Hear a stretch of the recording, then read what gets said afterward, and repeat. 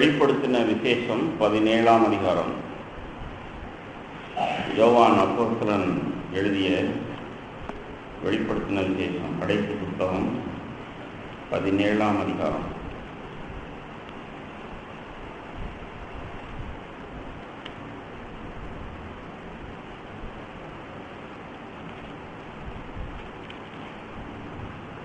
பதினான்காம் வசனம்.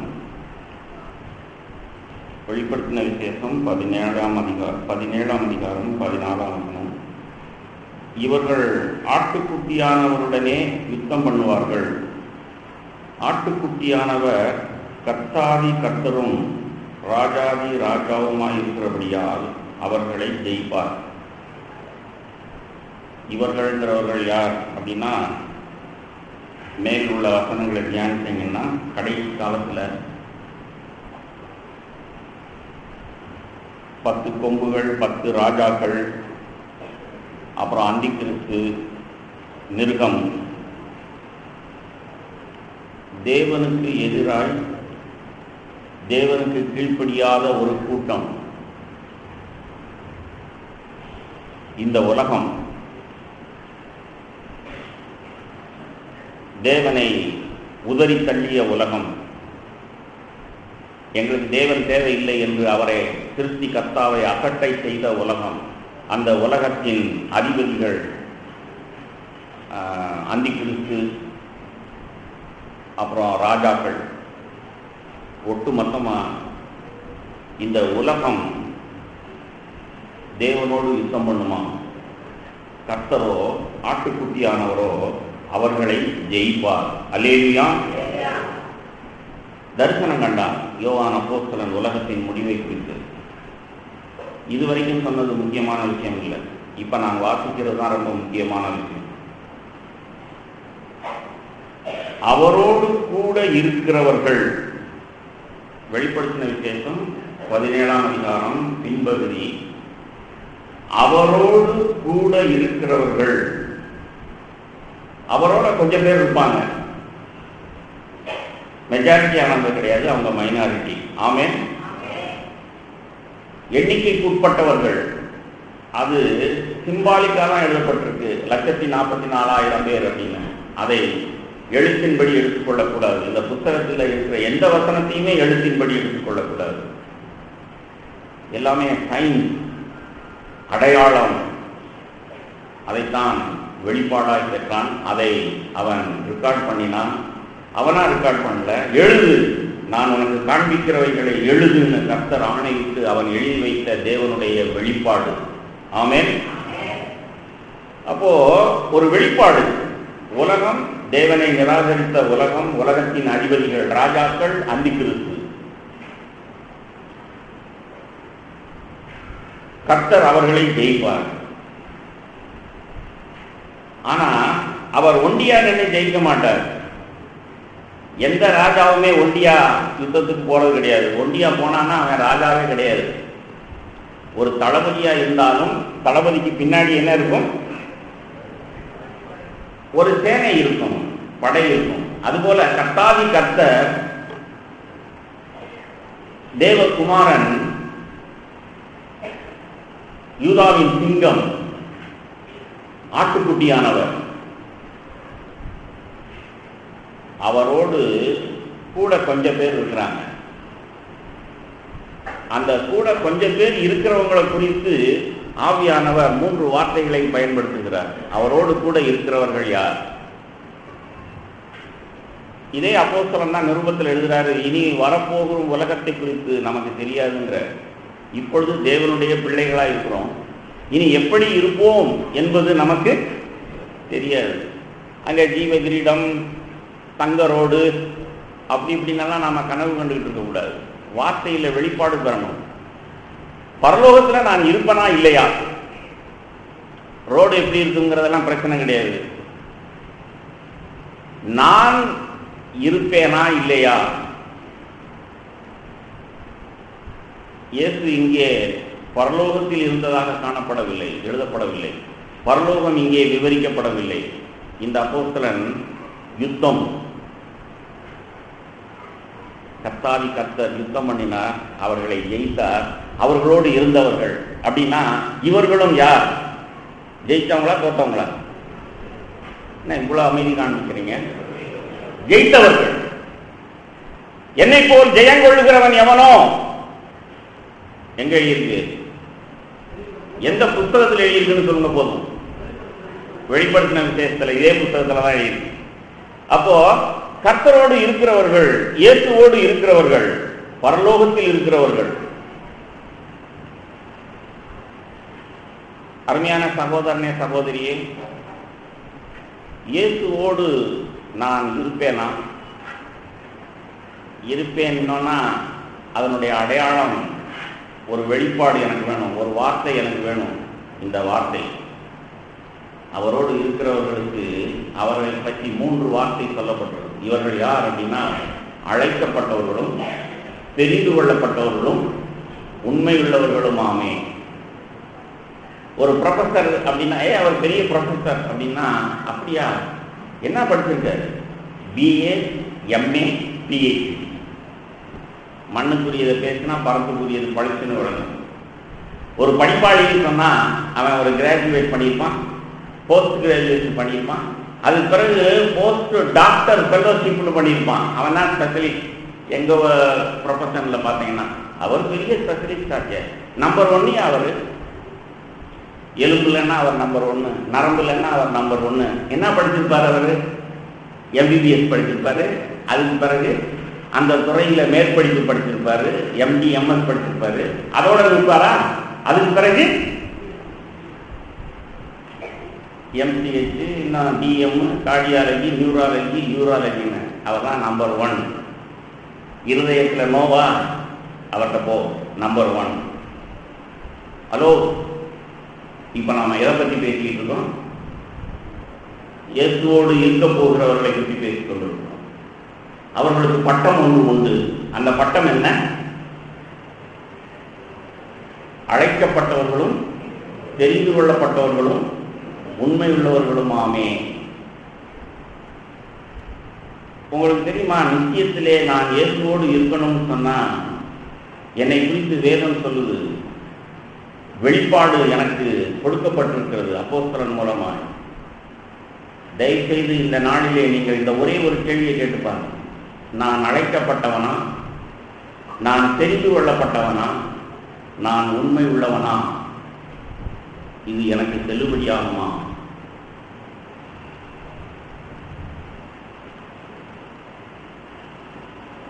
இந்த வாரம் முழுவதும் இந்த வார்த்தை தான் என்னுடைய இதயத்தில் ஓடிக்கிட்டு இருந்துச்சு. இதை எந்த ஒரு சபைக்கு பேசிக்கிட்டு இருக்கீங்க ஆண்டவரேன்னு எனக்கு கடைசி வரைக்கும் தெரியல. பாண்டிச்சேரியிலிருந்து வெள்ளூர் போனேன், வெள்ளூர்லேருந்து சென்னை போனேன், கடைசியில் திரும்பவும் பாண்டிச்சேரிக்கு வந்துட்டேன். அப்போ தேவன் வேட்ராம்பட்டு கிறிஸ்தவ ஐக்கிய சபைக்கு தான் இந்த வார்த்தையை சொல்லியிருக்கிறார். அல்லேலூயா. இங்கே இருக்கிறவர்கள் நீங்கள் ஒவ்வொருவரும் அழைக்கப்பட்டவர்கள் தானா? தெரிந்து கொள்ளப்பட்டவர்கள் தானா? உண்மை உள்ளவர்கள் தானா என்று உங்களை சீர்தூக்கி பார்த்து நிச்சயப்படுத்திக் கொள்ள வேண்டிய விஷயம். வழக்கம் போல வந்த ஒரு ஞாயிற்றுக்கிழமை ஆராதனை கிடையாது, வழக்கம் போல ஒரு செய்தி கிடையாது. ஒவ்வொரு நாளும் ஆண்டவரே, இதோ என்னுடைய அழைப்பு, இதோ என்னை தெரிந்து கொண்டது, நான் உண்மையாக இருந்து இந்த 3 வார்த்தைக்கும் பாத்திரனாய் இருந்து உம்மோடு நித்தியத்தில் இருக்க போகிறவன் என்பதை நான் நிச்சயித்துக் கொள்ளணும். ஆமென். உங்களுக்கு தெரியுமா அழைக்கப்பட்டவர்கள் யார்? வேத வார்த்தையிலிருந்து ஒவ்வொன்றையும் சுருக்கமாக தியானிப்போம். நீங்கள் நிச்சயித்துக் கொள்ளணும். தேவன் யாரையெல்லாம் அழைக்கிறார்? ரோட்ல போறவனை அழைக்கல, என்னை அழைச்சிருக்கிறாரு, அதனாலதான் நான் உள்ள உட்கார்ந்துருக்கிறேன் அப்படின்னு நாம நெஞ்ச நிமித்தனம். உங்களுக்கு சொல்லவா, தேவன் எல்லாரையும் அழைக்கிறார். அவருடைய சத்தம் பூமியின் கடையாந்தரங்களிலும் கேட்டுக்கொண்டிருக்கிறது. ஆழத்தை நோக்கி அழைக்கிறது. சங்கீதக்காரன் ஒருவேளை அவன் அதை எழுதின போது அவனுக்கே அர்த்தம் தெரிஞ்சிருக்காது, ஆனா இப்ப நமக்கு தெரியும். ஆவியாயிருக்கிற கர்த்தர் தன் சாயலில் சிருஷ்டித்த ஆவியாயிருக்கிற ஒரு மனுஷனை தேவன் அழைத்துக் கொண்டே இருக்கிறார். நாசியிலே சுவாசமுள்ள எந்த மனுஷனும் தேவனுடைய சிருஷ்டிப்பின்படி, அவன் ஆதியிலே தேவன் அவரிடத்திலிருந்து பெற்ற ஆவியின்படி, தேவ சாயலின்படி அழைப்பு பெற்ற மனுஷன். உங்களுக்கு தெரியுமா, இயேசு கிறிஸ்து வருவதற்கு முன்பாகவே ஆவியில் உள்ள மனசாட்சியின்படி குற்றமில்லாத வாழ்ந்த மனிதர்கள் உண்டு. சாக்ரட்டிஸ் சரித்திரம் படிச்சிருக்கிறீங்களா?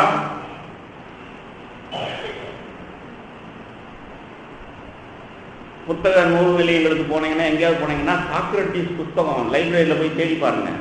ஏதாவது ஒன்று படிங்க. நான் வெளிநாட்டுக்கு போயிருக்கும் போது அந்த நல்ல சபையில் உள்ள ஒவ்வொருத்தர் வீட்லையும் சாக்ரட்டிஸோட புக்கு ஒன்று இருந்துச்சு.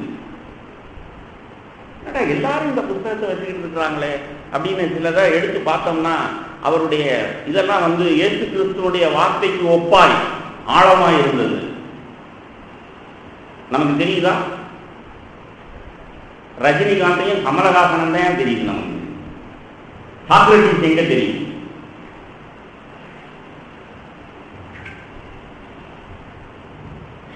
அந்த மனுஷன் சாவை எப்படி எதிர்நோக்கினான் தெரியுமா? தன்னுடைய நண்பன்கிட்ட கடன் வாங்கின ஒரு கோழிக்கு உரிய காசை கூட செலுத்திட்டு தன் வாழ்க்கையில எல்லாத்தையும் செட்டில் பண்ணிட்டேன், இப்ப நான் சாகறதுக்கு தயார், என்னைய சாகறதுக்கு கொடுத்துருக்குறாங்க விஷம், என்னைய சாகடிக்கப்பட முடியாது, முட்டா பசங்க என்னைய சாகடிக்க முடியும்னு நினைச்சு கொடுத்துருக்குறாங்க, நான் சாகுறேன், குடிச்சு செத்தான்.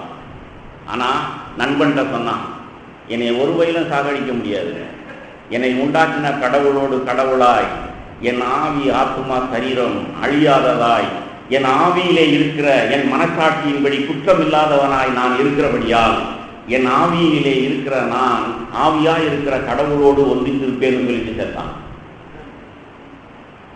உங்களுக்கு தெரியுமா, இயேசு இந்த உலகத்துக்கு வருவதற்கு முன்பாகவும் பின்பாகவும் கடைசியிலே மனுஷன் ஒருவன் இருக்கிறான்னு சொன்னா, அவன் தேவ சாயலில் சிருஷ்டிக்கப்பட்டதினாலே, அவனுக்குள்ளே கர்த்தருடைய ஆவி அவனுக்குள் இருக்கிறபடியினாலே, அந்த ஆவியிலே உள்ள மனசாட்சியினாலே அவனுக்கு குற்றம் உண்டு குற்றம் இல்லை என்று அவன் நீதிமானா பாவியா நரகத்துக்குரியவனா பரலோகத்துக்குரியவனா தேவனோடு இருப்பானா அழிந்து போவானா என்பது அவனுக்கு தெரியும். எப்படி தெரியும்? தேவனுடைய சத்தம் அழைப்பு எல்லா மனிதருக்கும் ஒலித்துக் கொண்டே இருக்கிறது. அல்லேலூயா. ஒருவனும் தப்பிக்க முடியாது. பாவம் செஞ்சுட்டு ஒளி இருக்கிற எந்த மனுஷனும் அவனுடைய பெயரை சொல்லி, எங்க இருக்கிற, எங்க ஒளிஞ்சுக்கிட்டு இருக்கிற, நாம எல்லாரும் ஒரு நாள் கைகட்டி கணக்கு ஒப்புவிக்க வேண்டும். நாசியிலே சுவாசம் உள்ள எந்த மனுஷனும் அழைக்கப்பட்டவன். ஆவியாயிருக்கிற ஆழத்தை நோக்கி கூப்பிடுகிறது, ஆவியை அழைக்கிறது.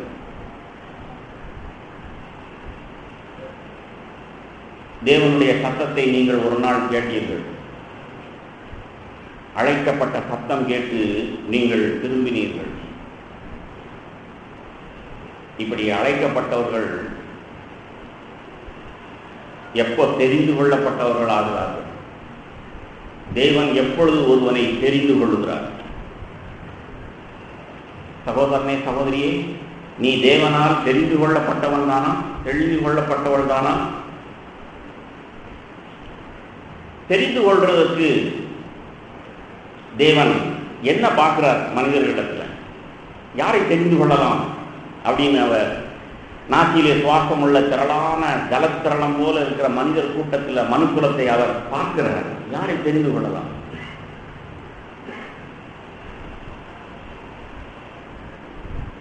உன்னிடத்திலே அவர் என்னத்தையாவது பார்த்தாதான் தெரிந்து கொள்ள முடியும். தெரியுமா? அவர் என்னத்தை பார்க்க வேண்டும் உன்னை தெரிந்து கொள்வதற்கு? வார்த்தையின்படியே பேசுவோம். பிரபாகர் கதை கட்டுகிறவன் அல்ல, கதை சொல்லிட்டு இல்லை, வேதத்தை பிரசங்கித்துக் கொண்டு இருக்கிறேன். மார்க் எழுதின சுவிசேஷம்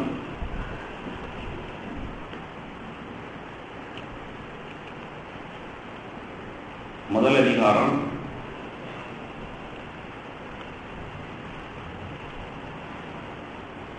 15ஆம் வசனம். எடுத்தவங்க சத்தமா வாக்குங்க. மார்க் 1:15.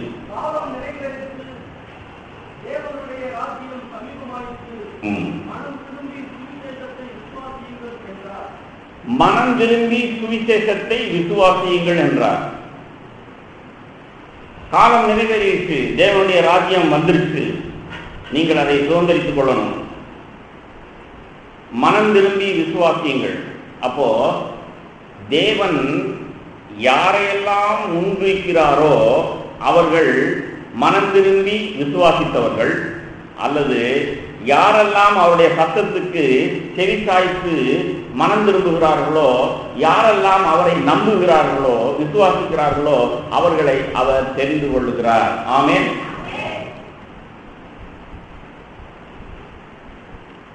மனுஷர்களிடத்தில் அவர் தேவன் எதிர்பார்க்கிறது மனம் திரும்பு, விசுவாசி. இது அப்படியே மத்தேயு சுவிசேஷத்தில் எப்படி எழுதியிருக்குன்னு பாருங்க.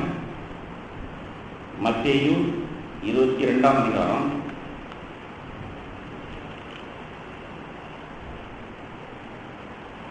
இங்கே ஒரு ஓமானம் சொல்லப்பட்டிருக்கிறது. இப்பையும் வாசிச்சுக்கங்க, உங்களுக்கு உங்களாகவே வீட்டுக்கு போய் தியானிங்க. இதுல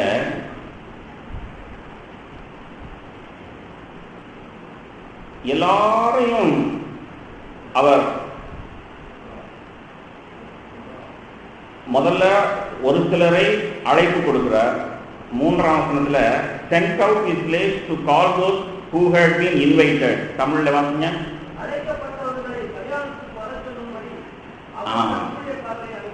அப்போ தேவன்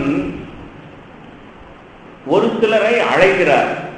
ஆனா அழைக்கப்பட்டவர்கள் அசட்டை செய்கிறார்கள். எப்படி அசட்டை செய்கிறார்கள்? 5-6 வசனம் வாசிங்க.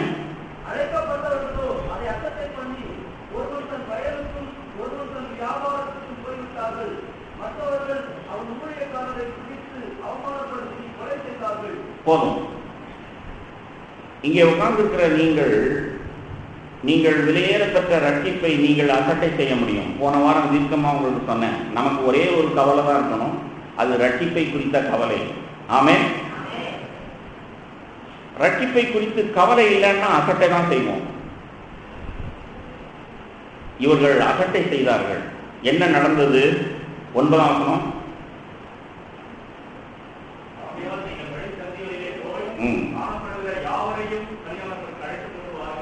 அல்லேலூயா. அதனாலதான் சொல்றேன், அழைக்கப்பட்டவர்கள், நாசியிலே சுவாசம் உள்ள யாரையும் அவர் அழைக்கிறார். அழைப்புக்கு பாத்திரர்களா இல்லை, கல்யாண விருந்துக்கு அசட்டை செய்கிறார்கள். உடனே ஆர்டர் தரப்படுது, எல்லாரையும் அழைங்க. யாரெல்லாம் அவர்கள் எப்படிப்பட்டவர்கள்? 10ஆம் வசனம்.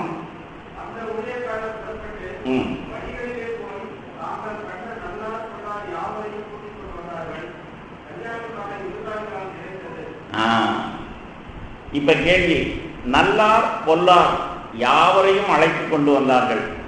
நீங்க நல்லவர்களா கெட்டவர்களா?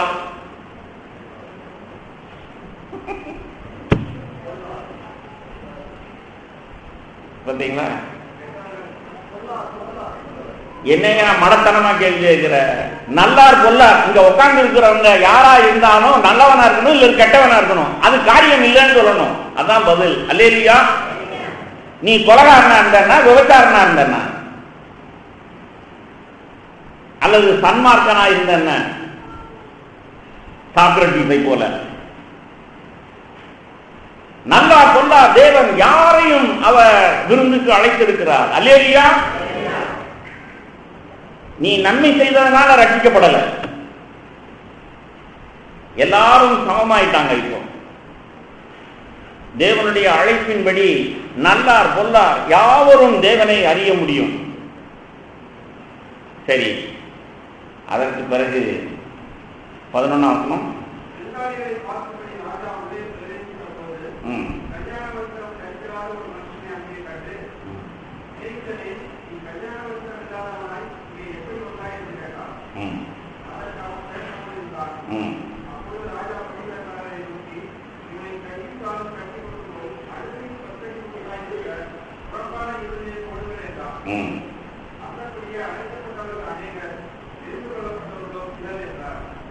இப்ப நாம என்ன தியானிச்சுட்டு இருக்கோம்?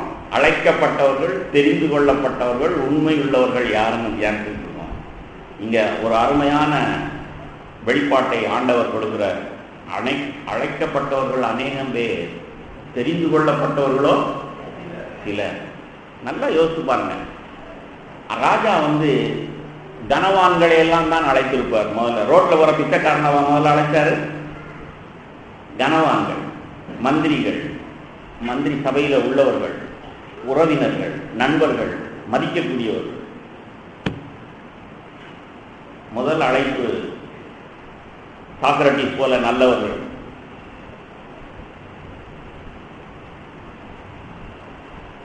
ஆனா இயேசுவின் காலத்துல, கடைசி காலத்துல, இப்போ கிருபையின் நாட்களிலே தேவனுடைய சத்தம் உலகத்தை நியாய தீர்ப்பதற்கு முன்பாக அவருடைய மிகுந்த பரவலான விசாலமான இருதயம் எல்லாரையும் அழைக்கிறது. நல்லவர்களும் கெட்டவர்களும் வாருங்கள் என்று விருந்துக்கு அழைத்திருக்கிறார். நான் நல்லவர்களாய் இருந்தாலும் கெட்டவர்களாய் இருந்தாலும் ஆண்டவருடைய அழைப்பின் சத்தம் கேட்டு நாம் இப்பொழுது தேவனுடைய ராஜ்யத்துக்குள் இருக்கிறோம், சபைக்குள் இருக்கிறோம், நித்தியத்துக்கு என்று அழைக்கப்பட்டவர்களாய் இருக்கிறோம். அல்லேலூயா. ஆனா அதுலேயும் ஒருத்தன் நிராகரிக்கப்பட வேண்டியவனா இருக்கிறானே. உங்களுக்கு தெரியுமா? எந்த கட்டத்திலையும் நான் நிராகரிக்கப்பட முடியும். தேவனுடைய அக்கினிமயமான கண்கள் ஊடுருவி பாயும். ஒரே ஒருவன் வித்தியாசமாக இருந்தால் என்ன, அவன் மட்டும் வஸ்திரம் இல்லாமல், திருமண வஸ்திரம் இல்லாமல் இருக்கிறான், வித்தியாசமான ட்ரெஸ் போட்டிருக்கான், ஏன்பா பேச்சற்றவனா இருக்கிறான். அநேகம் பேர் தேவனை சந்திக்க தயாரா இல்லைங்கிறதுக்கு அவருடைய மௌனமே சாட்சி. நீங்கள் தேவனை சந்திக்க போறீங்களா? அவரோடு இருக்க போகிறவர்களா? நீங்கள் அழைக்கப்பட்டவர்கள், தெரிந்து கொள்ளப்பட்டவர்கள், உண்மையுள்ளவர்கள்ங்கிற தகுதி படைத்தவர்கள் சொன்னா நீங்க எப்பொழுதும் உங்கள் இருதயம் நிறைந்திருக்கும், வாய் திறந்திருக்கும். எங்கெல்லாம் இருதயம் அடைபட்டிருக்கோ, வாய் மூடி இருக்கோ, மௌனமா இருக்கிறாயோ, உனக்கு அழுகையும் பற்கடிப்பும் தான் வைக்கப்பட்டிருக்கிறது. விழித்துக் கொள்ளுங்கள். உன் இருதயத்துல விசுவாசம் இருந்தா பேசணும், நன்றி இருந்தா துதிக்கணும். மௌனமாய் இருக்கிறவர்கள் கையின் காலும் கட்டி புறம்பாக்கப்படுவார்கள்.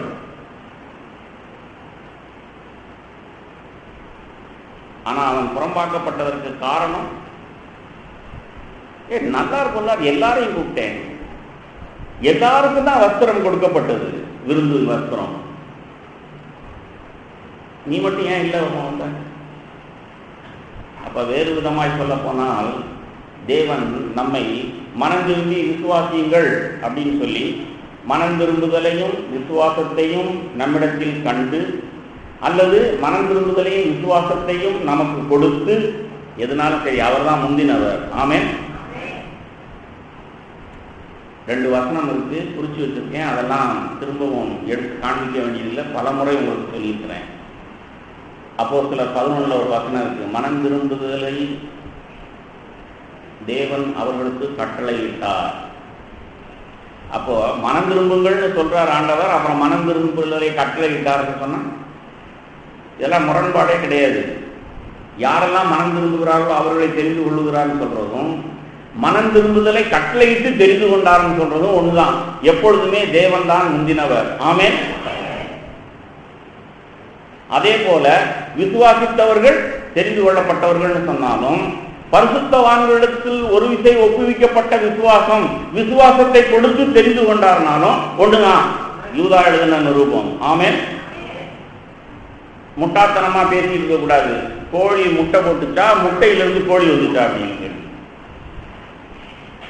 எப்பயுமே முதலாவது முந்தினவர் கர்த்தர் தான். உங்களுக்கு தெரியுமா? இந்த லவ் ஸ்டோரியில, அதாவது மனிதன் கடவுள் 2 பேருக்கும் உள்ள உறவு அநேகருக்கு படிச்சுன்னு வழங்கணும்னா லவ் ஸ்டோரி சொன்னாதான் வழங்கும். மண்ணுக்குரியவர்கள் who proposed first, you or your life partner, husband or wife அப்படின்னு கேட்பாங்க. தெரியுமா? who proposed first அப்படின்னா என்ன அர்த்தம்? ஒன்று ஆம்பளை வந்து ஒரு பொண்ணை பார்த்து நான் உன்னைய கல்யாணம் பண்ண விரும்புகிறேன், நீ என்ன சொல்ற, அதான் ப்ரப்போஸ் பண்றது. தமிழ்ல என்ன வார்த்தை இருக்கு அதுக்கு? ப்ரப்போஸ்ங்கிறதுக்கு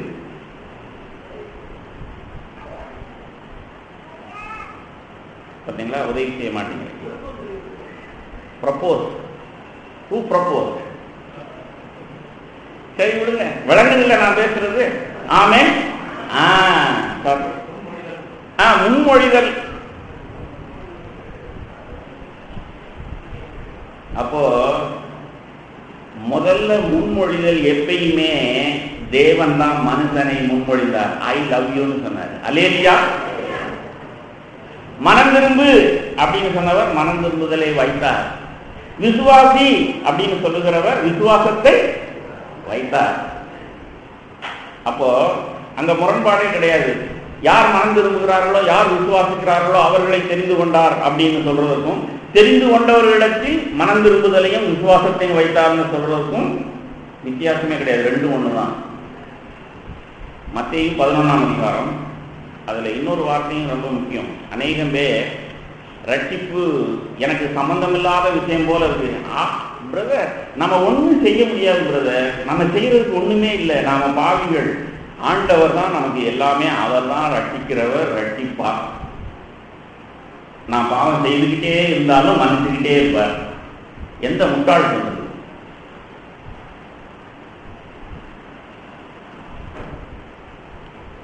தேவனை அறியாத அஞ்ஞானிகள் தான் அப்படி பேசுவாங்க. வார்த்தையின் மூலமாய் வெளிப்பாடு பெற்று இந்த லவ் ஸ்டோரி தெரிஞ்சவங்க யாரும் அப்படி பேச மாட்டாங்க. இயேசுனுடைய வார்த்தை மத்தேயு 11ஆம் அதிகாரம்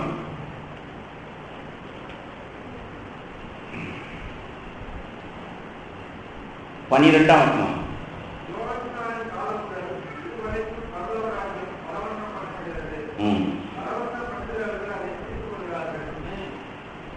உங்களுக்கு தெரியுமா? பலவந்தம் பண்ணுகிறவர்கள் அதை பிடித்துக் கொள்ளுகிறார்கள். மார்க்ல என்ன வாசம்? பரலோக ராஜ்யம் ரெடியா இருக்கு. மத்தேயு 22 என்ன வாசம்? விருந்து தயாரா இருக்கு. அதை சுதந்திரித்துக் கொள்ளணும்னு சொன்னா நான் பலவந்தம் பண்ணணும்னு ஆண்டவர் சொல்றார். பலவந்தம் பண்றதுன்னா என்ன? பல்ல கடித்துக்கிட்டு நீதியை செய்கிறது இல்லை, நம்முடைய பலத்தை பயன்படுத்துகிறது கிடையாது. இங்கே மொழிபெயர்ப்புல, இன்னொரு மொழிபெயர்ப்புல, பொது மொழிபெயர்ப்புன்னு கேத்தலிக் அண்ட் ப்ராட்டஸ்டன்ட்டுக்கு 2 பேரும் சேர்ந்து ஒற்றுமையாய் ஒரு மொழிபெயர்ப்பு உண்டு பண்ணியிருக்கிறாங்க சமீப காலமாக. அதை வாசித்தேன் நான். அதுல வற்புறுத்துகிறவர்கள் சுதந்திரித்துக் கொள்கிறார்கள். இன்னும் ரொம்ப பிராக்டிக்கலா இருக்கு. வற்புறுத்துகிறவர்கள் உங்களுக்கு தெரியுமா? நீங்கள் கேட்காமல் நீங்கள் இம்மைக்குரிய ஆசீர்வாதத்தை பெற்றுக் கொள்ளலாம். கேட்டால் மட்டுமே நீங்கள் பரிசுத்த ஆவியை பெற்றுக்கொள்ள முடியும்.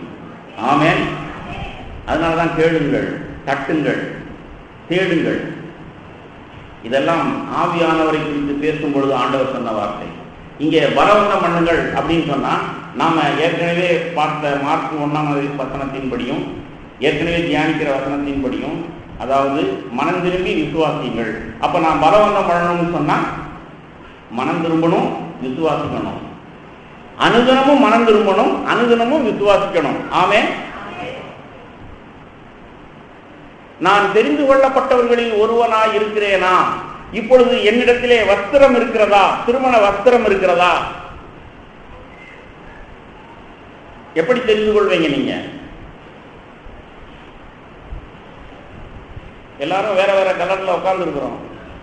ஆனா இப்ப பரலோகத்தின் தேவன் அல்லது இந்த நாம தியானிக்கிற சத்தியத்தின்படி ஆண்டவர் அப்படியே வந்து பார்க்கிறார். அவரால் கப்புன்னு பிக்கப் பண்ண முடியும். அந்த ஒருத்தனை பிக்கப் பண்ண மாதிரி திருமண வஸ்திரம் இல்லாதவன் இவன் எப்படி இங்கே வந்தான்?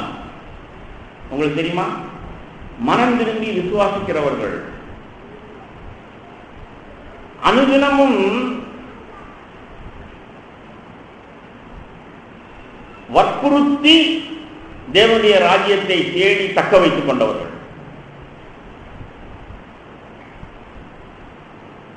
ஏனோ தானான இல்ல, இவர்கள் தேடினவர்கள். என்னை கேட்கிற சகோதரனே சகோதரியே, நீ தெரிந்து கொள்ளப்பட்டவர்களில் ஒருவர் தானா? கல்யாண வஸ்திரம் உன்மேல் இருக்கிறதா?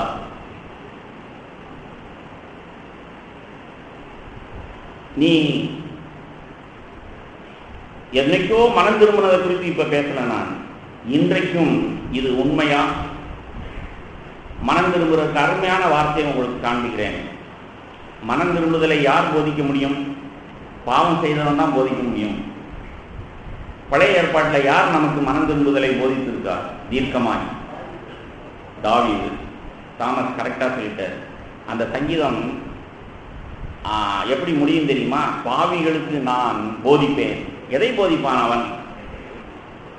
மனம் திரும்புதலை போதிப்பான். அவன் என்ன சொல்றான்னு கேட்போமா? எடுங்க. மனம் திரும்புதல்னா என்ன? சங்கீதம் 51 எல்லாம் தெரிஞ்ச வசனம் தான். உள்ளத்தில் உண்மை இருக்க விரும்புகிறீர். எடுத்தவங்க வாசிங்க.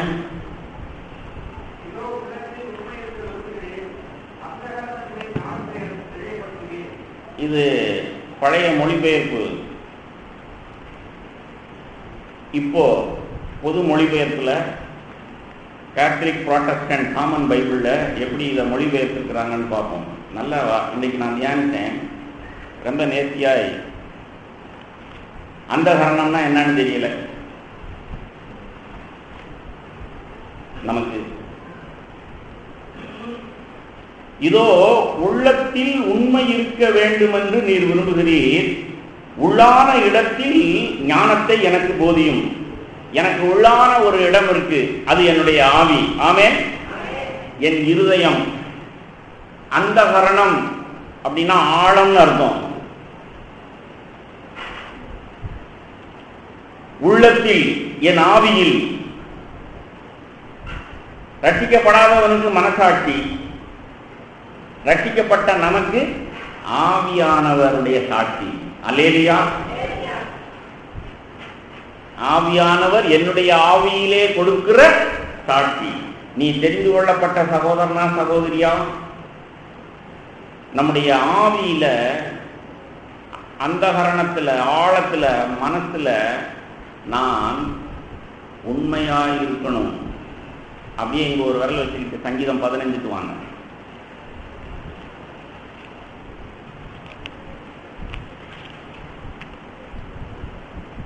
கர்த்தாவே, யார் உம்முடைய கூடாரத்தில் தங்குவான்? யார் உம்முடைய பரிசுத்த பர்வதத்தில் வசிப்பான்? உத்தமனாய் நடந்து நீதியை நடப்பித்து முழு மனதாக சத்தியத்தை பேசுகிறவன் தானே. ஆங்கிலத்துல தான் இன்னும் தெளிவா இது இருக்கு. The one who speaks truth in the heart அப்படின்னு. இதை எப்படி மொழிபெயர்க்கணும்னு சொன்னா, உள்ளத்தில் உண்மை இருக்க விரும்புகிறீர். சங்கீதம் 51:15 உள்ளத்தில் உண்மையை பேசுகிறவன் தானே. நித்தியத்தில் இருக்க போகிறவன் யார்? அழைக்கப்பட்டவர்கள், தெரிந்து கொள்ளப்பட்டவர்கள், உண்மையுள்ளவர்கள் என்கிற கூட்டத்திலே இருக்க போறவன் யார்? தேவனுடைய வாசஸ்தலத்தில் தரித்திருப்பவன் யார்? நித்தியத்துக்கு பங்குள்ளவன் யார்? தேவனோடு இருக்க போகிறவன் யார்? உள்ளத்தில் உண்மை பேசுகிறவன். நான் உள்ளத்துல உண்மையை பேசுறதா? என்னங்கடா, யார்கிட்டயாவது பேசுறது வாயில் வார்த்தையை வச்சுதான் தெரியும். நான் உண்மை பேசுறேன்னா பொய் பேசுறேன்னா நிரூபி. உள்ளத்துல உண்மை என்னத்தை பேசுறது? அதை யார் கேட்கிறது? நீ உள்ளத்தில் உண்மை பேசுகிறாயா இல்லையா என்பதை உன்னை உண்டாக்கின கர்த்தர் அறிவார். அவர் பேசுவார். ஹலோ, அப்படியே சங்கீதம் 51 இருக்குங்க. அவர் பேசுவார். அப்பொழுது அவருடைய பேச்சை நீ என்ன செய்கிறாய்? தாவீதோடு பேசினார். உங்களுக்கு தெரியுமா? அவன் பத்சேபாளுக்கு விரோதமாய் பாவம் செய்தேன்னு உணர்ந்ததனால அதை தன்னை கட்டுறதுக்கு அவளை மனைவியாக்கி கொண்டான். அதற்கு முன்பாக குற்ற உணர்வு குரு கொடுத்தது. இன்னொருத்தன் பொண்டாட்டியை கெடுத்துட்டமே அப்படிங்கிறதுக்காக அதை சரி பண்றதுக்கு அந்த புருஷனை தன்னை கட்டினான், வெகுமதி கொடுத்து அனுப்புனான். இப்படி பித்தலாட்டம் பண்ணிக்கிட்டு இருந்தான் 1 வருஷம் போல. மனம் திரும்பி இவன் ஒரு உண்மையை சொல்றான். 51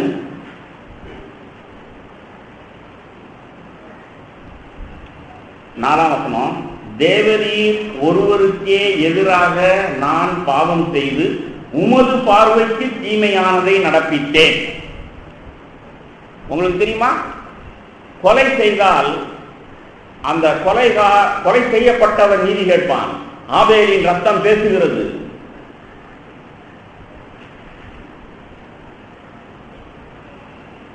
அப்போ அவனை கண்ணை கட்டுறது.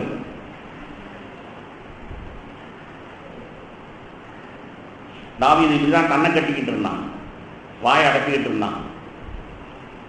புருஷனுடைய வாயடைக்க பார்த்தான், முடியலை. அப்புறம் அவனை கொலை செய்தான். அப்புறம் பத்சேபாளோட வாயடைக்க பார்த்தான். எல்லாருக்கும் முன்பாகவும் யோக்கியவானவனாய் காண்பிக்க விரும்பினான். நம்ம ராசாவை போல உண்டுமாயா, சாதாரண போர்ச்சேவன் உரியா, அவன் செத்து போனான்னு சொல்லி பத்சேபாளை மனைவியாக்கிக்கிட்டான். படுவார் ஆட்கள் இவன் தெரியாம அவளை கெடுத்தது எவனுக்கும் தெரியாது. இப்படி ஒழிஞ்சுக்கிட்டே இருந்தான். ஆனா ஒரு நாள் தேவன் அவனோடு பேசினான். ஏய், நீ பத்சேபாளுக்கு விரோதமா பாவம் செய்யலடா, உரியாவுக்கு விரோதமா பாவம் செய்யலடா, என் சாயலில் சிருஷ்டிக்கப்பட்ட மனிதர்களுக்கு விரோதமாய் பாவம் செய்தாய். உரியாவின் ரத்தம் என்னோடு பேசுகிறது, நான் இப்ப உன்னோடு பேசுகிறேன். தேவன் பேசுகிறவர், நம் ஆவியிலே பேசுகிறவர். மனம் திருந்துவதுனா என்ன தெரியுமா? தேவன் பேசும் பொழுது இந்த தாவீதை போல நீதிவசனத்தை, தேவன் பேசும் பொழுது, தேவரீர் ஒருவருக்கே எதிராக நான் பாவம் செய்து உமது பார்வைக்கு தீமையானதை நடத்திட்டேன். நீர் பேசும்போது, நீர் உள்ளத்தில் பேசும் பொழுது, உன் இருதயத்தில் நான் பேசும் பொழுது, நீ உண்மையை பேசுவாயா? என் சத்தத்தை கேட்டு நீ என்ன பதில் சொல்லுவாய்? நீர் பேசும்போது உம்முடைய நீதி விளங்கவும், நீர் நியாயம் தீர்க்கும் போது உம்முடைய பரிசுத்தம் விளங்கவும் இதை அறிக்கையிடுகிறேன். எதை அறிக்கையிடுகிறேன்? ஆம், நீர் பேசுகிறீர், உமக்கு விரோதமாகவே நான் பாவம் செய்தேன். நேர்மையாய், உண்மையாய், பத்சேபாளுக்கு விரோதமாய் அல்ல, உரியாவுக்கு விரோதமாய் அல்ல, ஆபேலுக்கு விரோதமாய் அல்ல, உமக்கே விரோதமாய் பாவம் செய்தேன் என்று உள்ளத்தில் உண்மையை எவன் தேவனிடத்தில் பேசுகிறானோ அவன் தான் மனம் திரும்புகிறவன். திருமண வஸ்திரம் உன்மேல் இருக்கா? உன் பாவம் உனக்கு தெரிகிறதா? ஒரு சில தங்களையே தாங்கள் கெடுத்துக் கொள்ளுகிறார்கள். நான் யாரையும் கெடுக்கல. இப்ப நான் சாராயம் குடிச்சேன்னு வச்சுக்கோங்க, என் லிவர் கெட்டு போயிருச்சுன்னு சொன்னா நான் யாரை கெடுக்கிறேன்? என் வாய், என் காசு நான் ஊத்துறேன், என் லிவர் கெடுது. உனக்கு என்னடா? எனக்கு மூத்தவர், என்னை விட அதிகம் வாழ வேண்டியவர், என்னுடைய சொந்த அண்ணன் மரித்து போனவர். அதனாலதான் பழிச்சுன்னு பேசுறேன். உங்களை குடிச்சே தன்னுடைய வாழ்வை கெடுத்து போனார். அவர் இப்படிதான் டாக்டர் பெயரை சொல்லிக்கிட்டே இருப்பாங்க, அது கெட்டு போகும், இது கெட்டு போகும்னு. ஏண்டா, கருவுல உருவான ஒண்ணு கெட்டு போகாமலா இருக்கும்? நீ கார் வச்சிருக்கிற, அது கெட்டு போகாமலா இருக்கு? 15 வருஷம் தானடா லைஃப் டாக்டர். அதுக்கு பிறகு உடம்புன்னு இருந்தா ஏதாவது கெட்டு போகத்தான் செய்யும். அவங்க சொல்லிக்கிட்டு இருப்பாங்க, குடிக்காத, பத்த வைக்காத அப்படின்னு சொல்லி. நான் பத்த வைக்கிறேன். மண்ணு சாப்பிட்ற உடம்பு தானே, அனுபவி. யாருக்கு விரோதமா நான் பாவம் செய்யறேன்? யாருக்கும் விரோதமா பாவம் செய்யறேன். முட்டாள், உன் உடம்பை உண்டாக்கின கர்த்தருக்கு விரோதமாய் பாவம் செய்கிறாய். பொண்டாட்டி பிள்ளைகளுக்கு சொத்து சேர்த்து வச்சுட்டேன் அப்படின்னு சொல்லி அவ மண்டையை போட்டார். பொண்டாட்டி பிள்ளைகளுக்கு விரோதமா நீ பாவம் செய்யல, உனக்கு விரோதமாய் நீ பாவம் செய்தது, உனக்கு விரோதமாய் பாவம் செய்ததுன்னு நினைச்சிட்டு இருந்ததுனாலதான் நீ மனம் திரும்பல. இந்த மண் பாண்டம், அது மண் பாண்டமா இருந்தாலும் அதை நீ செய்யல, அதை செய்தவர் ஒருவர் உண்டு. அதனால்தான் அதை ஜாக்கிரதையா காத்துக்கொள்ளணும்.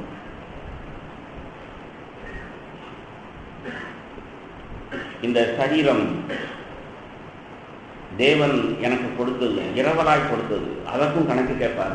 உங்களுக்கு தெரியுமா, 1 தெசலோனிக்கர் கடைசி அதிகாரத்தில் எழுதியிருக்கு, அந்த நாளிலே உங்கள் ஆவி ஆத்மா சரீரம் குற்றமற்றதால் குடிச்சு குடிச்சு புகையை ஊதி உன்னுடைய நெஞ்சில நுரையீரல் பழுதுபட்டிருக்குன்னு சொன்னா உனக்கு எப்படி நீ பிள்ளையா பிறந்த போது சட்டத்திலிருந்து வெளியே வந்த போது எப்படி கொடுத்தேன், எப்படி கொண்டு வந்து நின்று இருக்க பாரு, எத்தனை டன் கார்பன் படிஞ்சிருக்கு பாரு, என்ன சொல்ற கேட்பார். உன் லிவர் கிரேட்டஸ்ட் ஃபேக்டரி உன்னுடைய உடம்புக்குள்ள வச்சேன், அது எதையும் ஜீரணிக்கும். ஆனா அதை அழிச்சிட்டு காலத்துக்கு முன்னே மறித்து வந்து நிற்கிற உன்னையே நீ அழிச்ச, நான் உனக்கு கொடுத்த மண் பாண்டத்தை உடைச்சிட்டு வந்திருக்க, கணக்கு கேட்பார். உள்ளத்தில் உண்மை இருக்க விரும்புகிறீர். அவர் பேசும்போது நீ உண்மையாய் அவரிடத்தில் பேசணும். உள்ளத்தில் பேசுகிறது உண்மையாய் இருக்கணும். நான் உள்ளத்துல தேவனோடு பேசுகிறது யாருக்குமே கேட்காது. ஒரு சகோதரன் சொன்னார், நான் லேசா தடுமாறுறேன்னு சொன்னா அதை நேர்த்தியா எல்லாருக்கும் முன்பாகவும் என்னால மறைக்க முடிந்தது பிரதர். ஆனா என் மனைவிக்கு மாத்திரம் மறைக்க முடியல. அவள் கண்டுபிடித்து விட்டாள், ஏதோ தப்பு பண்றீங்க. ஆம், என்னுடைய அனுபவமும் அப்படித்தான். ஸ்கூட்டர்ல நான் போயிட்டு இருக்கிறேன்னா என் கொண்டாட்டி என் பின்னாடி உட்கார்ந்து இருக்கிறான்னா, நான் இங்க ஒரு நல்ல போஸ்டர் இருக்கும்ல அப்படின்னு சொல்லி ஒரு சினிமா தியேட்டர் வரும்பொழுது லைட்டா அப்படி திரும்பி ஒரு பொம்பளை இல்ல ஒரு போஸ்டரை சைட் அடிச்சா கூட அங்க என்ன பார்வை அப்படின்னு சொல்லி பின்னாடி இருந்து என் முகத்தை திருப்பி விடுகிற மனைவிக்கு தெரியும். என் கண்கள் பின்னாடி உட்கார்ந்து இருந்தவளுக்கு எப்படி தெரியும் என் கண்ணு எங்க பார்க்குதுன்னு? அதான் உள்ளுணர்வு. பெண்களே, நீங்கள் பாக்கியவான்கள். உங்களை ராங்கா ஒருத்தன் பார்க்கறான்னா உங்களுக்கு தெரியும். ஆமே. என்னைய ஆம்பளைங்க சத்தமா சொல்றீங்க, சகோதரிகள் சொல்லுங்க சத்தமா. தேவன் நல்லவர். நான் பெண் பிள்ளைகளை வளர்த்தவன். நான் எந்த ஒரு சகோதரிகளையும் நான் கேட்பேன், அவன் என்னையவே பார்க்கறான்பா, அவன் உன்னையவே பார்க்கறான்னு உனக்கு எப்படி தெரிஞ்சது? உள்ளுணர்வு சொன்னா பரவாயில்ல, ஆனா நீ அவனை பார்த்துக்கிட்டே இருந்தீங்கன்னா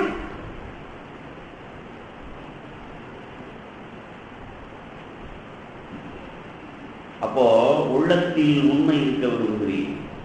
மனம் திரும்புதல்னா உள்ளத்தில் உண்மை பேசணும், தேவனிடத்தில் பேசணும். அவர் பேசினார்னா, ராஸ்கல் நீ அயோக்கியன், ஊர் உலகமே உன்னை மெச்சலாம், நீ விபச்சாரக்காரன். தாவீதை ஒரு நாள் அப்படி பேசி உணர்த்தினார். ஒருவேளை தீர்க்கதரிசியா இருக்கலாம் பேசினவர். அந்த பாவி நீதான் அப்படின்னு தாவீதை சொன்னான். நாத்தான் தீர்க்கதரிசி. அருமையான சகோதர சகோதரிகளே, நம்மிடத்திலே வஸ்திரம் தரிக்கப்பட்டிருக்கிறதா? Do we have wedding garment? திருமண வஸ்திரம் உடுத்தி இருக்கிறோமா? நம்மை பார்த்து உள்ளத்தில் உண்மை பேசுகிற மனுஷன் இவன், மனம் திரும்புகிற மனுஷன் இவன். விசுவாசிக்கணும். உங்களுக்கு தெரியுமா, ஒவ்வொரு நாளும் விசுவாசிக்கணும். ஒவ்வொரு நாளும் எனக்கு இருக்கிற போராட்டத்தில் நான் பலவந்தம் பண்றதுன்னா, நான் வற்புறுத்தி தேவனுடைய ராஜ்யத்தை தக்க வைத்துக் கொள்றதுன்னா வெரி சிம்பிள்.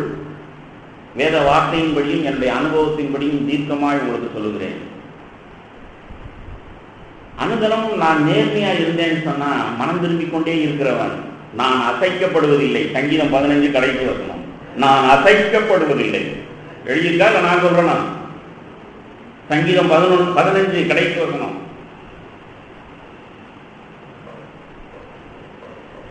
எடுத்தவங்க சத்தமா வாசிங்க.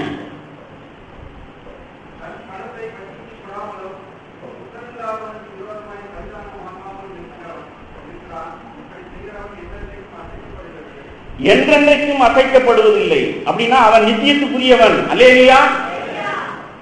ஆட்டுக்குட்டியானவரோடு யுத்தம் பண்ணுகிறவரோடு சேனையிலே சேர்ந்து கொண்டவன். அழைக்கப்பட்டவர்கள், தெரிந்து கொள்ளப்பட்டவர்கள், உண்மையுள்ளவர்கள். உங்களுக்கு தெரியுமா, ஒவ்வொரு நாளும் எனக்கு டெஸ்ட் தான். திடீர்னு என்னுடைய வாழ்க்கையில ஏதாவது நடக்குது. ஒவ்வொரு நாளும் நடக்கும் பொழுதெல்லாம் என்னால் விசுவாசிக்க முடியலை அப்படின்னு சொன்னா அப்படியே நேர்மையாய் ஒத்துக்கொள்கிறேன். ஆண்டவரே, நான் விசுவாசிக்க முடியலையே, அசைக்கப்படுகிறேனே. உடனே 2 ஸ்டெப் தான். அதுக்கு முதல் ஸ்டெப் விசுவாசிக்கிறதுக்கு முன்னாடி ஏன் விசுவாசிக்க முடியல? மனம் திரும்புகிறாயா? நேர்மை உன்னிடத்தில் இருக்கா? அப்ப பழிச்சுன்னு அப்படியே நேர்மையா என்னுடைய நிலைமையை நான் ஒத்துக்கொண்டு இயேசுவே உம்மாலே எல்லாம் கூடும்னு விசுவாசிச்சேன்னு சொன்னா நான் பலவந்தம் பண்ணிட்டேன், பரலோக ராஜ்யத்தை தக்க வைத்துக் கொண்டேன். அல்லேலூயா. திருமண வஸ்திரம் எனக்கு உடுத்தப்பட்டிருக்கிறது. சரி, அடுத்து உண்மையுள்ளவர்களுமாமே. 1 தீமோத்தேயு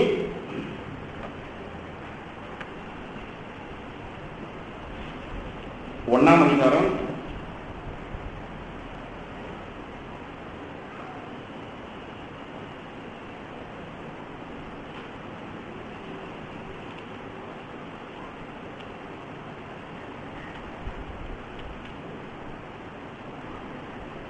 12ஆம் வசனம்.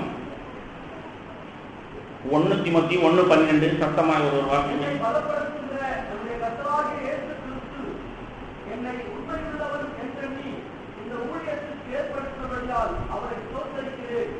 பூமியிலே வாழ்ந்த ஒவ்வொரு நாளும் பவுல் தன்னை உண்மையுள்ளவனாய் தேவன் கண்டார் என்று வாழ்ந்தார்.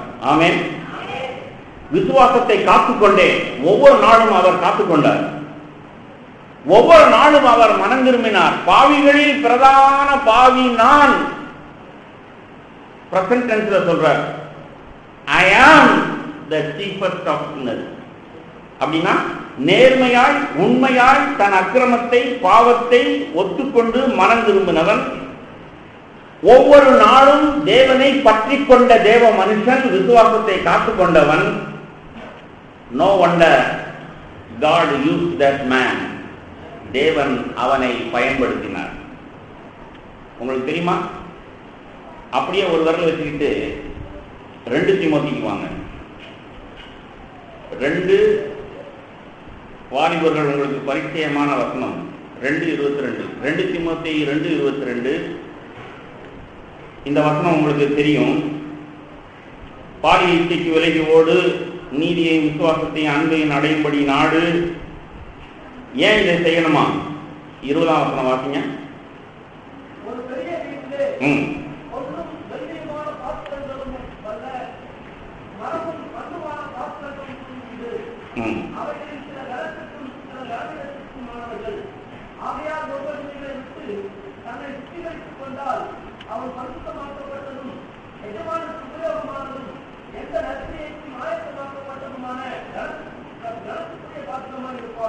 ஆமென். ஒருவன் தன்னை சுத்திகரித்துக் கொண்டால்,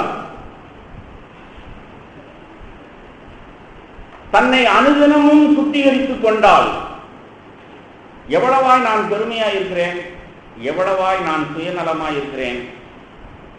உங்களுக்கு தெரியுமா? சுயநலம் பெருமைங்கிற பாவம் எல்லாம் ஒவ்வொரு நாளும் தெரிய வந்து கொண்டே இருக்கும். அநேகம் பேருக்கு தாங்கள் பெருமையா இருக்கிறது தெரியவே இல்லை. ஏன் தெரியுமா? பெருமையை சுத்திகரிக்கல. இயேசுவனுடைய 2:2-4 வாய்ப்பாட்டின்படி உள்ளவன் எவனோ அவனுக்கு கொடுக்கப்படும். தாழ்மையா இருக்கிறவனுக்கு தான் அவனுடைய பெருமை காண்பிக்கப்படும். அவன் மேலும் தாழ்மை உள்ளவனாவான். பெருமையாய் இருந்து கொண்டு நான் தாழ்மையாய்த்தான் இருக்கிறேன் என்று தன்னைத்தான் நியாயப்படுத்துகிற பித்தலாட்டக்காரனுக்கு அவனிடத்தில் உள்ளதும் எடுத்துக்கொள்ளப்படும். உங்களுக்கு தெரியுமா? நான் கிறிஸ்தவ ஐக்கிய சபையில 35 வருஷ அனுபவத்துல பார்த்துருக்கிறேன். நான் அநேக சகோதரர்கள், அவர்கள் இப்பொழுது மூப்பர்களாய் கூட இருக்கிறார்கள். ஆனா அவர்களிடத்துல இப்போ ஒண்ணுமே இல்லை, உள்ளதும் எடுத்துக்கொள்ளப்பட்டாய். டைட்டில் மட்டும் இருக்கு, எல்டர்.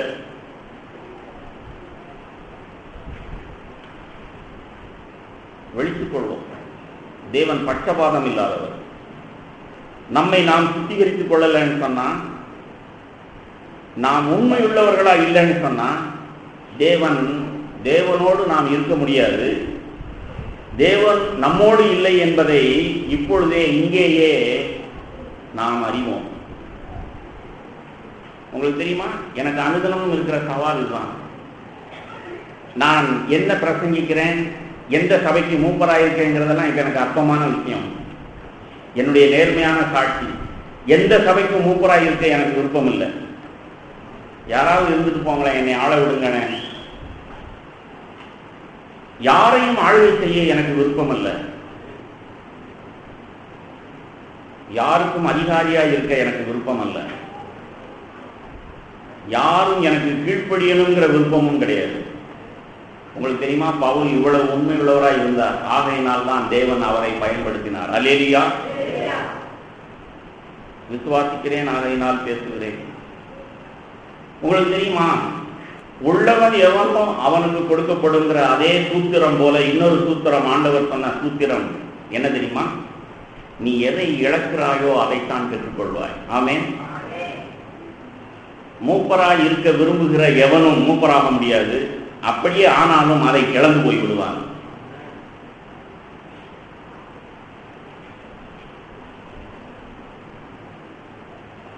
நாம் எதை இழக்கிறோமோ அதுதான் நமக்கு கொடுக்கப்படும். ஒரு வாலிப சகோதரன் சொன்னேன் சமீபத்தில், திருமணத்தையே மறந்துடுங்க பிரதர், யாரையாவது மனைவியாய் அடையணும் அப்படிங்கிற விருப்பம் இருந்தால் அதை இழந்துங்க, அப்பதான் அது உங்களுக்கு கிடைக்கும். அல்லேலூயா. கனத்தை இழந்துங்க, அப்பதான் கனம் உங்களுக்கு கொடுக்கப்படும். நான் சொன்னா இயேசு சொன்னாரா? இயேசு சொன்னார், நீங்கள் ஒரு விருந்துக்கு அழைக்கப்பட்டிருக்கும் பொழுது முதலாவது இடத்துல போய் உட்கார்ந்தீங்கன்னா நீங்க கனத்தை தேடுறவங்க, நீங்கள் கனவீனப்படுத்தப்படுவீர்கள். இது வேறொருத்தருடைய சீட்டு, கொஞ்சம் பின்னாடி போறீங்களா? ஆனா நீ கனத்தை தேடாம பின்னாடி போய் உட்கார்ந்தீங்கன்னா, ஐயே என்ன இங்க உட்கார்ந்துருக்கீங்க, வாங்க வாங்க வாங்க, முன்னாடி எடுத்துட்டு போய் அவங்களுக்குன்னு உள்ள சீட்ல உட்கார வைப்பாங்க. எதை இழக்கிறாயோ அது உனக்கு கொடுக்கப்படும். எதை வைத்துக் கொள்ளுகிறாயோ அது நீ இழந்து போவார். அது எதுவா இருந்தாலும் சரி. நீங்கள் உண்மை உள்ளவர்கள் தான். நான் ஒவ்வொரு நாளும் இந்த கேள்வியை கேட்டு வருவேன், ஆண்டவரே நான் யாரையாவது ஆளுகை செய்ய விரும்புகிறேன்னா நான் மூப்பராக இருக்கக்கூடாது. என் பிள்ளைகள யாரையாவது ஒருவரை நான் சொல்றத கேட்கிறேன் இல்லையா அப்படின்னு அதிகாரம் பண்ணணும்னு நினைச்சேன்னு சொன்னான், அவனுடைய நம்பிக்கையை இழந்து போகிறேன். இதுதான் உண்மை. உனக்கு இஷ்டம் இல்லாத எதையும் அப்பா செய்வானாப்பா, அதனாலதான்ப்பா நான் உங்களுக்கு அந்த பொறுப்பை கொடுக்கிறேன். அல்லேலூயா. நம்பிக்கையை பெறணும். உங்களுக்கு தெரியுமா, புதிய ஏற்பாட்டில் எங்கேயுமே அஞ்ஞானிகள் அப்படி செய்கிறார்கள், உலகத்தார் அப்படி ஆளுகை செய்கிறார்கள். நான் உன்னுடைய மூப்பன் இல்லையா, நீ எதையும் மறைக்காம என்னிடத்துல சொல்லணும். முட்டாள். நான் உனக்கு தகப்பன் இல்லையா, எனக்கு கீழ்ப்படியணும். முட்டாள். நான் உனக்கு புருஷன் இல்லையா, எனக்கு கீழ்ப்படியணும். முட்டாள். நீ சபையிலே உட்கார்ந்து இருக்கலாம், ரட்சிக்கப்பட்டேன்னு சொல்லலாம், இயேசுவுக்கும் உனக்கும் சம்பந்தம் இல்லை, இயேசுவோடு நீ இருக்க மாட்டாய். கேட்கிறதற்கு காதுள்ளவர்கள் கேட்க கடவர்கள். உண்மையுள்ளவர்கள் தானா? அழைக்கப்பட்டவர்களும் தெரிந்து கொள்ளப்பட்டவர்களும் உண்மையுள்ளவர்களுமே நித்தியத்தில் அவரோடு இருப்பார்கள். ஆமென்.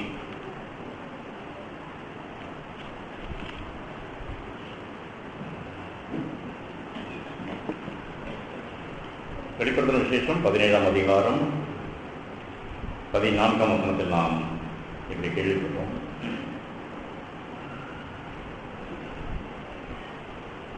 ஆட்டுக்குட்டியானவர் அவர்களை ஜெயிப்பார்,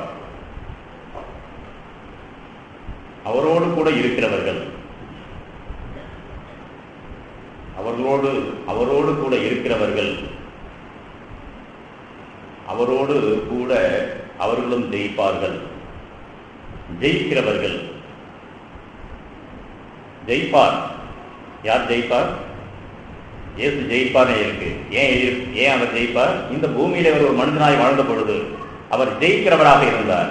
தன் மாம்சத்தின் ஆசை இச்சைகளை சிலுவையில் அறைந்தவராய் மாம்சத்தை ஜெயித்தார், பாவத்தை ஜெயித்தார். இந்த உலகத்தின் அதிபதியான பிசாசனுடைய இச்சையின்படி செய்ய அவனால் பிடிக்கப்பட்டிருக்கிறவர்கள் இந்த உலகத்தை அவர் ஜெயித்தார். உலகத்தை ஜெயித்தவர். பிசாசு ஏதோ ஒரு வகையில் அவரை எப்படியாயினும் தனக்கு முன்பாக மண்டியிட செய்யணும். அந்தரங்கத்துல, யாரும் பார்க்காத அந்தரங்கமான இடத்துல பிசாசை எனக்கு முன்பாக நீ முழங்கால் படியிட்டு எனக்கு ஆராதனை செய், எல்லாத்தையும் அவனுக்கு தரேன். இல்லை ஆண்டவர் இல்லைன்னு சொல்லி அவனை ஜெயித்தார். அவன் தலையை நசுக்கினார். ஜெயித்தவர், இந்த பூமியிலே ஒரு மனிதனாக இருந்து பாவத்தை ஜெயித்தவர், உலகத்தை ஜெயித்தவர், பிசாசை ஜெயித்தவர். அவர் ஜெயிப்பார் நிச்சயத்துல. இந்த காரியம் நடக்கும் பொழுது அவர் ஜெயிப்பார், எல்லாரையும் ஜெயிப்பார். அவரோடு கூட விரோதமாய் வந்தவர்கள் எல்லாரையும் ஜெயிப்பார். அவரோடு கூட இருக்கிறவர்கள் அவரோடு கூட ஜெயிப்பார்கள் சொன்னார். இன்று இப்பொழுது நாம் அழைக்கப்பட்டவர்களாய், தெரிந்து கொள்ளப்பட்டவர்களாய், உண்மையுள்ளவர்களாய் நாம் இருக்கிறோம்னு சொன்னா நாம் என்ன செய்யணும்? இயேசு நடந்தபடியே நடக்கணும். அப்படின்னா நான் பாவத்தை ஜெயிக்கிறவனாக அனுதினமும் என் வாழ்க்கையிலே நான் அறிந்த பாவங்கள், என் உள்ளத்திலே ஆண்டவர் பேசி எனக்கு உணர்த்தின பாவங்கள், யாரும் காணாத அந்தரங்க வாழ்க்கையில தேவன் என்னோடு மாத்திரமே எனக்கு உணர்த்தின காரியங்கள், என் சிந்தை வாழ்க்கையில தேவனுக்கு பிரியமில்லாத காரியங்களை நான் யோசிக்கிறவனா இருக்கும் பொழுது, ஆண்டவரை எனக்கு உணர்த்தும் பொழுது, பேசும் பொழுது அதற்கு கீழ்ப்படிந்து நேர்மையாய் பாவத்தை ஒத்துக்கொண்டு, தேவனை உமக்கு விரோதமாய் பாவம் செய்தேன், என் சிந்தை உங்களோட இல்லை ஆண்டவரை, அசுத்தமா இருக்க ஆண்டவரை ஒத்துக்கொண்டு, துக்கப்பட்டு துயரப்பட்டு மனம் திரும்பி ஆயினும் ஆண்டவரை நம்ம அறிக்கை செய்கிறேன், அறிக்கை செய்து விசுவாசம் உள்ளவர்களாய் தேவனை இயேசுவை பின்பற்றுகிறவர்கள், தங்கள் அந்தரங்க வாழ்க்கையை பாவங்களை ஜெயித்தவர்கள், அறிந்த எல்லா பாவத்தையும் ஜெயிக்கும்படி, தேவனை வற்புறுத்தும்படி தொடர்ச்சியாய் பிரயாசப்படுகிறவர்கள். ஒரு கவலை அப்படிதான் இருக்கணும். ஆண்டவரை என்னை ஒரு பாவம் என்னை ஆட்டி படைக்குது, எத்தனையோ பாவங்கள் மேற்கொண்டுட்டு ஆண்டவரை உங்களுடைய இரக்கத்தினால கிருபையினால மேற்கொண்டுட்டு, ஆனா இப்பொழுது இந்த ஒரு பாவம் என்னை நெருங்கி நிற்குது, என்னை சதா விட பண்ணுது, தடுமாறு பண்ணுது, இடர பண்ணுது. தேவனிடத்திலே விடாப்பிடியாய் அவருடைய கிருபைக்கு கெஞ்சி தன்னை தாழ்த்தி அந்த வெற்றி வாழ்க்கையை வாஞ்சிக்கிறவர்கள், ஜெயத்தை எப்படி சுதந்திரிக்கும்படி நாடுகிறவர்கள். என்னிடத்துல பலன் இல்ல ஆண்டவரை, என்னால முடியல ஆண்டவரை, நீங்க எனக்கு தாங்காண்டவருடைய வல்லமை தாங்காண்டவரை அனுதினமும் தேவனிடத்திலே வல்லமை கேட்கிறவர்கள். கேட்கிறவன் எவனும் பெற்றுக் கொடுக்கிறான். நீ கேட்கிறையான்னு தான் பார்க்கிறார் ஆண்டவர். இன்னைக்கு அநேக பரிசுத்தாவியர் அபிஷேகத்தை சாதாரணமா கேட்கிறீங்க, சாதாரணமா எடுத்துக்கிறீங்க, அதனுடைய மேன்மையை உணரல. தேவனிடத்திலே வற்புறுத்துகிறவர்கள், வருந்தி கேட்கிறவர்கள், வருந்தி கேட்கிறவர்களுக்கு தான் தேவன் கொடுப்பார். அவன் தன்னிடத்தில் வருந்தி கேட்கிறது நிமித்தம் எழுந்து போய் கொடுப்பான். சிநேகிதனா இருக்கட்டும், சிநேகிதனா இருக்கிறதுனால எழுந்து போய் கொடுக்கல. லூக்கா 11 பரிசுத்தாவியை குறித்து ஆண்டவர் பேசும்போது கொடுக்கப்பட்ட உவமையில இப்படிதான் பேசுவார். அவன் வருந்தி கேட்கிறது நிமித்தம், என்னோட விட மாட்டான், தூங்க விட மாட்டான். என்ன அந்த சிநேகிதன் எழுந்து போய் கொடுத்துட்டு, எப்பா இந்த எடுத்துட்டு போ, என்ன தூங்க விடு. இரவும் பகலும் தம்மை நோக்கி கூப்பிடுகிற ஒரு விஷயத்தில் நீடிய பொறுமையுள்ளவராயிருந்து அல்லாதிருப்பாரோ? நீடிய பொறுமையுள்ளவராயிருக்கும், பொறுமையா இருப்பார். இரவும் பகலும், ஒரு நாள் ராத்திரி கேட்கிறோம், ராத்திரி பகல கேட்கிறோம், ராத்திரியில் கேட்கிறோம், பொறுமையா இருப்பார். எவ்வளவு நேரம் தான் கேட்பேன், சோர்ந்து போகாமல் ஜெபிக்க வேண்டும். ஆண்டவர் அப்படிதான் சொன்னேன். தொடர்ச்சியாய் விடாப்பிடியாய் வற்புறுத்தி பலவந்தம் பண்ணுகிறவர்களாக இருக்கிறவங்க தான் பரலோக ராஜ்யத்தை சுதந்திரிப்பார்கள், பிடித்துக் கொள்வார்கள். இப்படி பாவத்தை மேற்கொள்வதற்கு ஒரு பிரயத்தனம் படுகிறவர்கள், தேவனுடைய வல்லமையை சார்ந்து தேடி நாடி தேடி அதை கொண்டு, அப்புறம் உலகத்தினுடைய உலகத்தின் மேன்மை, உலகம் உன்னை மேன்மையா பார்க்குது. உலகம் உன்னை எது அழகுன்னு சொல்லுதோ தேவன் அதை தேவனுடைய பார்வையில பார்க்கணும். உலகத்தின் பார்வையில் உலகம் அழகுன்னு சொல்றதுல நானும் மயங்கி போனோம்னா, நான் உலகத்தில் சிறைப்பட்டு போனவன், தோற்கடிக்கப்பட்டவன், உலகத்தால் கரைப்பட்டவன், தேவன் கொடுத்த வஸ்திரத்தை, வெண்மையான வஸ்திரத்தை, அவருடைய நீதியை இழந்து போனவன், கரைப்படுத்த போனவனாயிருக்கும். தேவன் பார்க்கிற விதமாய் பார்க்கணும். மனிதர்களை பார்க்கும் பொழுது அவர் மண்ணென்று பார்க்கிறார். நாம எல்லாரும் மண்ணுன்னு தான் பார்க்கணும். அதுல இருக்கிற அழகல் எல்லாம் மண்ணு. ஒரு அழகு இருக்குன்னு அதில் வஞ்சனை உள்ளது, சௌந்தரியம் வஞ்சனை உள்ளதுன்னு இருக்கு, அழகு வீண் இருக்கு. கர்த்தருக்கு பயப்படுகின்ற ஆணோ பெண்ணோ, கர்த்தருக்கு பயப்படுதல் தான் மேன்மையானது, அதுதான் அழகு. ஒரு இதயத்தில் மறைந்திருக்கின்ற சாந்தமும் அமைதமும் உள்ள ஆவிதான் அழகு. ஒரு ஆடவன் ஒரு பெண்ணால் ஈர்க்கப்படுறான்னு சொன்னா அவரிடத்துல இருக்கிற அழகு புறம்பான அழகு, அது அலங்கரிக்கப்பட்ட அழகு, அலங்கரிக்கப்படாத அழகு. ஆனா ஒரு அழகுன்னு சொன்னா அது இல்லை, தேவன் கொடுக்குற ஈர்ப்புன்னு சொல்ல முடியாது. அது மான்றிக மாம்சம். தேவன் கொடுக்குற ஒரு ஈர்ப்பு, ஒரு சாந்தமும் பணிதல் உள்ள ஒரு ஆவி. ஓ, இப்படிப்பட்டவள் ஆண்டவரே எனக்கு ஒரு மனைவியா இருப்பாளோ, இந்த பெண் எனக்கு மனைவியா இருப்பாளோ, நான் ஈர்க்கப்படுகிறேன் ஆண்டவரே அப்படின்னு தேவன்கிட்ட போனா தேவன் அவருடைய சுத்தமான செய்வார். ஈர்க்கப்படுவதில் அப்படிதான் இருக்கணும். புறம்பான அழகை குறித்து ஈர்க்கப்படுதுன்னா நம்முடைய மனம் புதிதாகணும், மறுரூபம் அடையணும், கிறிஸ்துவை போல சாயலை அடையணும். அப்ப உலகத்தை மேன்மையானது கோணம். அப்பா என்னடா மனுஷன் வார்த்தையில முதல் காலத்துல லட்சம் லட்சம் இப்ப கோடியில பேசுறாங்க. 1 கோடிக்கு வேலை போவோம், 2 கோடிக்கு வேலை போவோம் வந்து கேட்கிறாங்க. அவர் பியூனா இருப்பார். என்னடா அவ்வளவு பணமா? இந்த உலகத்தில் தங்கள் பங்கை பெற்றிருக்கிற ஜனங்கள் இந்த உலகத்துல பெற்றிருக்கணும். என் மனம் ஈர்க்கப்பட வேணாம் ஆண்டவரே, அது எந்த கோடியா இருந்தாலும் எனக்கு வேண்டாம், எனக்கு உள்ளது போதும், எனக்கு கொடுத்துருக்கீங்க போதும் ஆண்டவரே. எனக்கு இதுக்கு மேல ஏதாவது தேவைன்னா தேவையான பொழுது கொடுப்பீங்க. இப்பொழுது எனக்கு இருக்கிறத வச்சுக்கிட்டு நான் போதும்னு இருக்கட்டும்.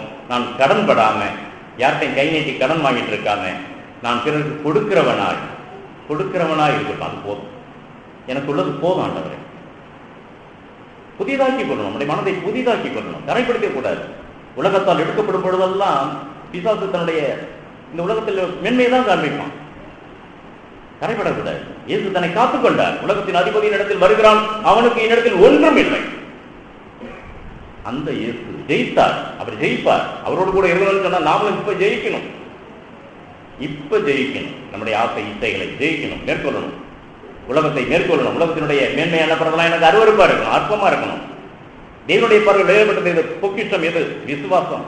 தேவ அன்பு. அன்புல நான் நிறைய பெருகணும், விசுவாசத்தில் பெருகணும், நீதியில பெருகணும், அன்புல பெருகணும், சாந்தம் இச்சையடக்கம் எல்லாத்துலையும் தேவனுடைய ஆவியினுடைய கனிகள் பெருகி வளரணும். அதுதான் என்னுடைய நாட்டமா இருக்கணும், தேடுதலா இருக்கணும். பிசாசை ஜெயித்தார் ஆண்டவர், பிசாசை ஜெயித்தார். நாம் மனதில் பிசாசை ஜெயிக்கிறவர்களா இருக்கணும், பயந்து ஓடுகிறவர்களா இருக்கும். பிசாசு சொன்னாவே என்னமோ பயப்படலாம். இல்லை, தேவனுக்கு கீழ்ப்படிந்திருங்கள், பிசாசுக்கு எதிர்த்து நில்லுங்கள், அப்பொழுது அவன் உங்களை விட்டு ஓடி போவான். தேவனுக்கு கீழ்ப்படியாமல் நாம் பிசாசை எதிர்க்க முடியாது. அப்ப இயேசு ஜெயித்தார்னு சொன்னா, அவர் ஜெயிப்பார் அப்படின்னு அவரோடு கூட இருக்கிறோன்னு சொன்னா, நான் அழைக்கப்பட்டவன், நான் தெரிந்து கொள்ளப்பட்டவன், நான் அவரோடு ஜெயிக்கணும். இன்றைக்கு நான் இந்த உலகத்தில் நான் ஜெயிக்கிறவனா இருக்கணும். அதற்கு ஆண்டவர் நம்மை ஜெயிக்க பண்ணுகிறவராக இருக்கிறார், ஜெயம் கொடுக்கிறவராக இருக்கிறார். நான் ஜெயித்தேன், நான் இல்லை, தேவன் ஜெயிக்க பண்ணுகிறவர். நம்முடைய கர்த்தராகிய இயேசு கிறிஸ்துவினால் ஜெயம் கொடுக்கிற தேவனுக்கு ஸ்தோத்திரம், ஜெயம் கொடுக்கிற தேவனுக்கு ஸ்தோத்திரம். அப்ப என்னுடைய வஸ்திரத்தை நான் கரப்படுத்திக்க கூடாது. இந்த உலகத்தால் ஆசை இசைகள் எல்லாவற்றையும், மாம்சத்தினுடைய பாலிய இசைகள் எல்லாவற்றையும் வெறுக்கணும், ஆண்டவர்கிட்ட பேரல் கேட்கணும். அதை விட்டுறோம் பிரியமானவர்களே. உண்மையுள்ளவர்கள் அப்படின்னு சொல்லும் பொழுது உடன்படிக்கைக்கு உண்மையுள்ளவர்கள், தேவனோடு செய்த உடன்படிக்கையில் உண்மையுள்ளவர்கள், மனிதரோடு செய்த உடன்படிக்கையில் உண்மை உள்ளவர்கள். தேவனோடு செய்த உடன்படிக்கை, ஆண்டவரை நீங்க எனக்காக மறித்தீங்களா ஆண்டவரே, நான் உமக்காக மறிக்கிறேன். நீங்க எனக்காகவே உயிரோடு இருக்கீங்க ஆண்டவரே, நானும் உங்களுக்கு உயிரோடு இருக்கிற உங்களுக்காகவே வாழ்கிறேன். நான் வாழ வேண்டாம் ஆண்டவரே, நான்கிற எண்ணம் அகம்பாவம் வாழ வேண்டாம், நீர் என்னுள் வாழ வேண்டும். எனக்குள் வாங்க ஆண்டவரே, எனக்குள் வாங்க, எனக்குள் பெருகுங்க. என்னுடைய இதயத்தினுடைய எல்லா அறைகளையும் திறந்து விடுற ஆண்டவரே, சம்பூர்ணமாய் வாரும் ஆண்டவரே, சம்பூர்ணமாய் வாரும். ஆண்டவருக்கு வீட்டை திறந்துடும் போது உட்கார வச்சு முன்னாடி மட்டும் கொஞ்சம் இடத்த வச்சு இங்கேயே உட்காருங்க, உள்ளால வந்துடாதீங்கன்னு சொல்லுவாங்க. என் வீட்டில் எல்லாம் எங்கும் வாரும் ஆண்டவரே, எல்லாம் எங்கும் பரிசுத்தமா இருக்கட்டும். நீங்க வந்தீங்கன்னா போதும், வாங்க. திறந்து கொடுக்கிறவர்களாய் தேவன் ஒரு காரியத்தை கொடுத்தனா, இந்த ஏரியாவில் நீ சரியில்லைப்பா, திறந்து கொடுப்போம். ஒத்துக்கிற ஆண்டவரே, இருளா இருக்க ஆண்டவரே, இருளா இருக்கேன், வாங்க ஆண்டவரே, இதை திறந்து கொடுப்போம். உள்ளே எவர் வந்தா வெளிச்சமாயிடும். இன்னும் எவ்வளவு காரியங்களை மறைச்சி பூட்டி வச்சுக்கிட்டு இருக்கிறோம், மறைச்சி வச்சிருக்கிறோம் மனிதர்களுக்கு முன்பாக. தேவனுக்கு முன்பாக மறைக்க முடியுமா? அவர் இருளுக்கும் தேவனாக இருக்கிறார், இருட்டும் அவருக்கு வெளிச்சமாக தான் இருக்கும். அப்ப நம்ம எங்க போவோம்? நேர்மையாய் ஒத்துக்கொண்டு என் வாழ்க்கையின் முழுமையும் அர்ப்பணிக்கிறான் ஆண்டவரே, எனக்குள் முழுமையாய் வாரும் அப்படின்னா ஆவியானவர் நமக்குள் சம்பூர்ணமாய் வந்து நம்மை ஆளுகை செய்வார், நம்மை நடத்துவார், கிறிஸ்துவின் அடிப்படையில் நம்மை நடத்துவார். உடன்படிக்கையில் உண்மை உள்ளவர்களா இருக்கும்.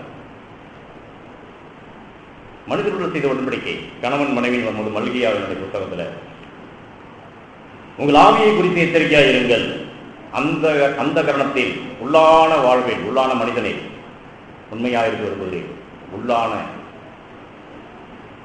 மனதில் உண்மை இருக்கணும், ஆவியில உண்மையா இருக்கணும்.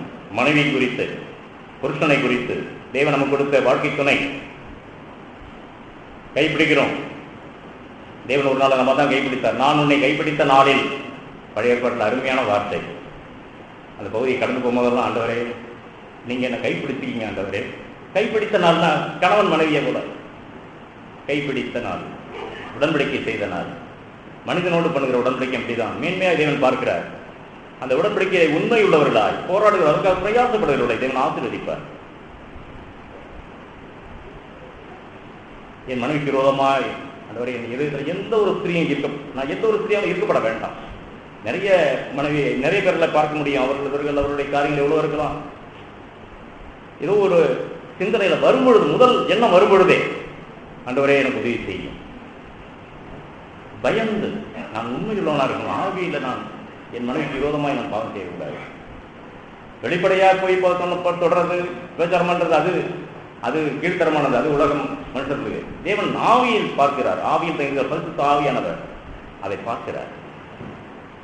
ஒரு சலனம் ஏற்படும்போது உடனே ஓடு, ஆண்டவரே என்னுடைய இதயம் ஆண்டவரே எனக்கு உதவி செய்யுங்க, எனக்கு உதவி செய்யுங்க. நான் பலவீனமானவன். என் மனைவிக்கு விரோதமாய் நான் என் பார்வை கூட இருக்க வேண்டாம் ஆண்டவரே. என்னுடைய யோசனை வர வேண்டாம். என் மனைவி இல்லாம இவங்க அப்படின்னு யாரையும் என் இடத்துல ஒரு செகண்ட் கூட நினைக்க வேண்டாம். ஆண்டவரே எனக்கு உதவி செய்யும். இழுக்கப்படும் போதெல்லாம், சோதிக்கப்படும் போதெல்லாம் அப்படி தொடர்ச்சியா என்னிடத்திலே ஓடுகிறவர்கள், தன் ஆத்மாவை சுத்தமாய் காத்துக் கொள்ளும்படி வாஞ்சிக்கிறவர்கள், அவர்கள் உண்மை உள்ளவர்களாகவே இருப்பாங்க. தேவனுக்கும் உண்மை உள்ளவர்கள், தேவன் கொடுத்த மனிதர்களுக்கும் உண்மை உள்ளவர்களாக இருக்க முடியும். அப்படிப்பட்டவர்கள் தான் அவரோடு கூட இருக்கிறவர்களா இருக்க முடியும், நிச்சயத்துக்கு இருக்கிறவர்களா இருக்க முடியும். தன் கணவனை அல்லாத எந்த ஒரு ஆடவன் பாலும் ஈர்க்கப்படும் பொழுதெல்லாம் திருமணமாக ஆனவர்களுக்கு சொல்றாங்க. திருமணம் ஆயிடுச்சுன்னா முடிஞ்சு போச்சுன்னு இல்லை, கடைசி வரை உண்மை உள்ளவர்களாக. ஒரே வீட்டில் வாழறோம், புருஷன் மனைவின்னு ஊருக்கு தெரியும், ரெஜிஸ்டர்ல எழுதியிருக்கு, போதாது. இல்லை, அதெல்லாம் இந்த உலகத்தோட சரி. ஆவியை தேவன் எனக்கு கொடுத்த வாழ்க்கை துணை, என் ஆண்டவன் என்னை ஆளும்படி, எனக்கு தலையாய் இருந்து என்னை ஆளும்படிக்கு சரீரமாக எனக்கு தலையாக அவர் இருக்கிறார். தேவன் கொடுத்த என் கணவர். இருதயத்தை பரிசுத்தம் பண்ணணும், தேவனை பரிசுத்தம் பண்ணணும். தேவன் கொடுத்தவருடைய இருதயத்தில் அப்படி வச்சு பரிசுத்தம் பண்ணணும். உடன்படிக்கை உண்மை உள்ளவர்கள். மல்கியா 2ஆம் அதிகாரம் வசனத்தை உங்களுக்கு சொல்ல எடுத்தேன்.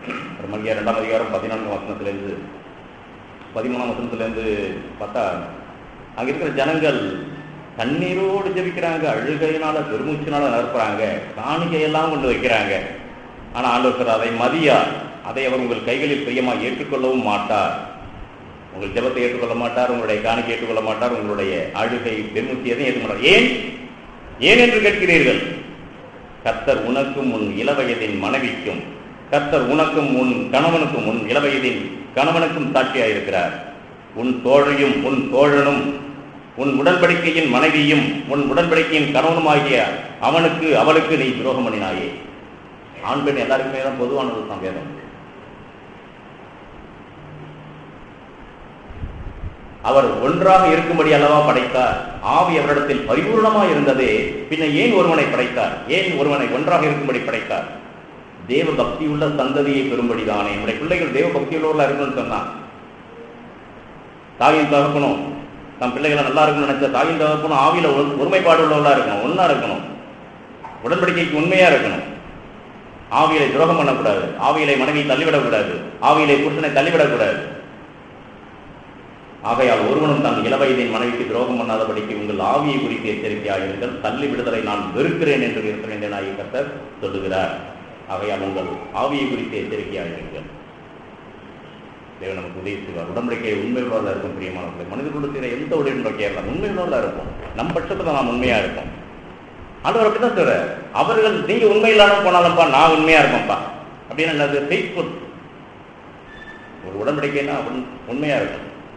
தேவன் நமக்கு உதவி செய்வார்.